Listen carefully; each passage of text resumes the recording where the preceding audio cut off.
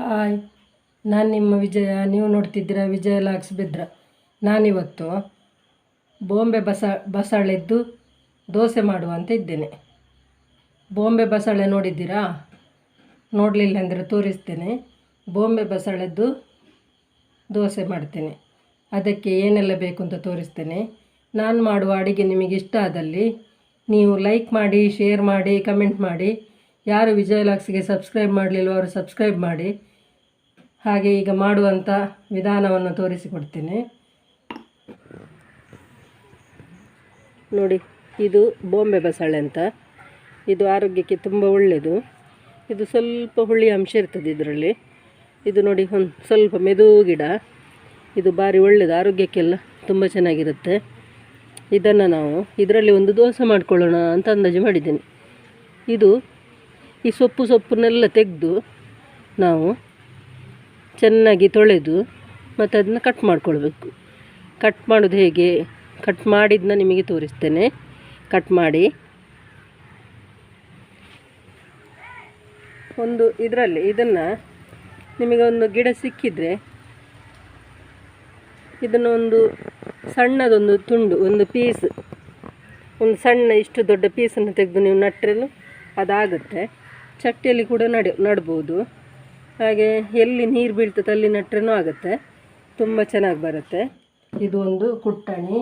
ಇದಕ್ಕೆ ನಾವು ಸಣ್ಣಕ್ಕೆ ಹಚ್ಕೊಂಡ 2 ಕಾಯಿ ಮೆಣಸನ್ನು ಹಾಕ್ಕೊಳ್ತೇನೆ. ಹಚ್ಕೊಂಡು ಹಾಕೋದು ಯಾಕಂದರೆ ಅದು ಇಲ್ಲದಿದ್ದರೆ ರಟ್ಟಬಾರ್ದು ಅಂತ. ಅದಕ್ಕೀಗ ನೋಡಿ, 1 ಸ್ಪೂನು ಜೀರಿಗೆ ಹಾಕ್ಕೊಂಡು ಕುಟ್ಟಿಕೊಳ್ಬೇಕಿದು. ಇದು ಸ್ವಲ್ಪ ಕುಟ್ಟಿಕೊಳ್ಬೇಕು. ಇದು ಅಕ್ಕಿ ಹಿಟ್ಟು ಅಂದರೆ ನಾವು ಉದ್ದಿನ ದೋಸೆಗೆ ರುಬ್ಬಿಕೊಳ್ತೇವಲ್ಲ, ಹಾಗೆ ಅದನ್ನು ಅಕ್ಕಿ ಮತ್ತು ಉದ್ದಿನ ಬೇಳೆ ಅಂದರೆ 4 ಲೋಟ ಅಕ್ಕಿಗೆ 1 ಲೋಟ ಉದ್ದಿನ ಬೇಳೆ ಹಾಕಿ ನಾವು ಅದನ್ನು 4 ಗಂಟೆಗಳ ನೆನೆಸಿ ಮತ್ತು ಅದನ್ನು ಉಬ್ಲಿಕ್ಕೆ ಇಡ್ತೇವೆ. ಉಬ್ಲಿಕ್ಕೆ ಇಟ್ಟಾದಮೇಲೆ ಇದು ಉಬ್ಬಿದಂಥ ಅಕ್ಕಿ ಹಿಟ್ಟು.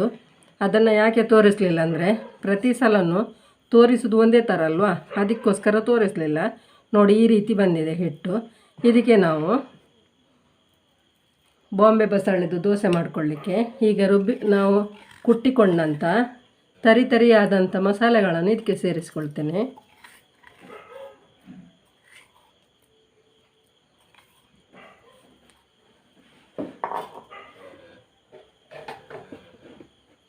ಹಾಗೆ ಇದು 2 ನೀರುಳ್ಳಿನ ಇದಕ್ಕೆ ಸೇರಿಸ್ಕೊಳ್ತೇನೆ.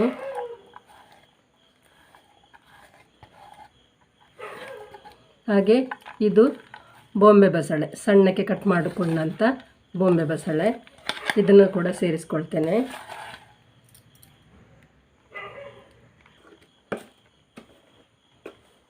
ರುಚಿಗೆ ತಕ್ಕಷ್ಟು ಉಪ್ಪು. ಇದನ್ನು ಚೆನ್ನಾಗಿ ಮಿಕ್ಸ್ ಮಾಡಿಕೊಳ್ಬೇಕು.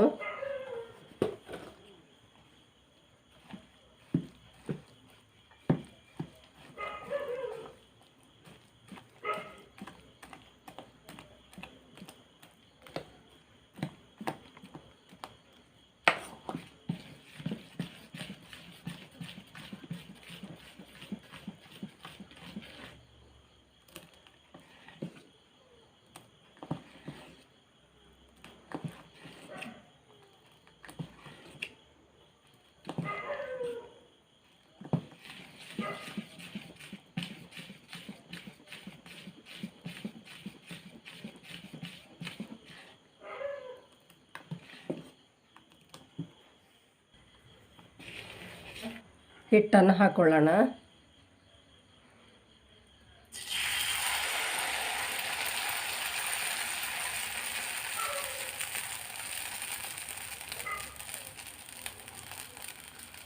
ಇದು ಸಣ್ಣ ಉರಿಯಲ್ಲಿಟ್ಟಿದ್ದೇನೆ. ಮಿಕ್ಕಿದಂಥ ಹಿಟ್ಟಲ್ಲಿ ಕೂಡ ಮಾಡ್ಬೋದು, ಅಲ್ಲದಿದ್ದರೆ ಆಗಾಗ ಕಡಿದುಕೊಂಡು ಕೂಡ ಮಾಡ್ಬೋದು.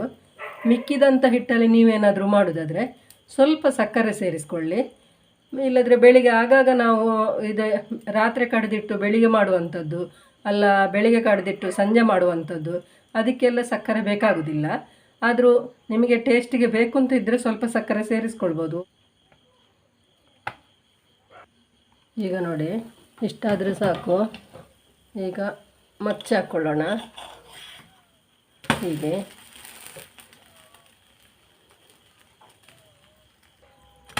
ನೋಡಿ, ಈಗ ಸಾಕು ಇದು.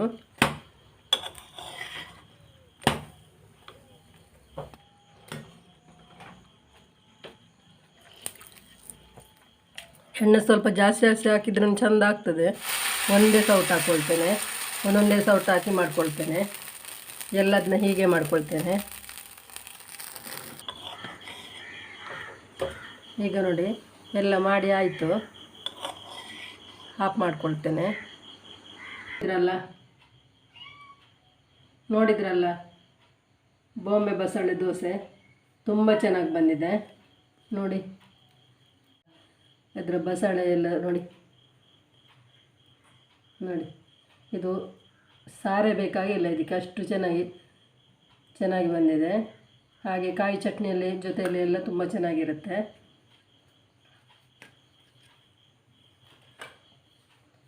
ನೋಡಿ, ಮಾಡಿ, ಲೈಕ್ ಮಾಡಿ, ಶೇರ್ ಮಾಡಿ, ಕಮೆಂಟ್ ಮಾಡಿ. ನಾಳೆ ಸಿಗ್ತೇನೆ ಒಳ್ಳೆ ವಿಡಿಯೋದೊಂದಿಗೆ. ಬಾಯ್.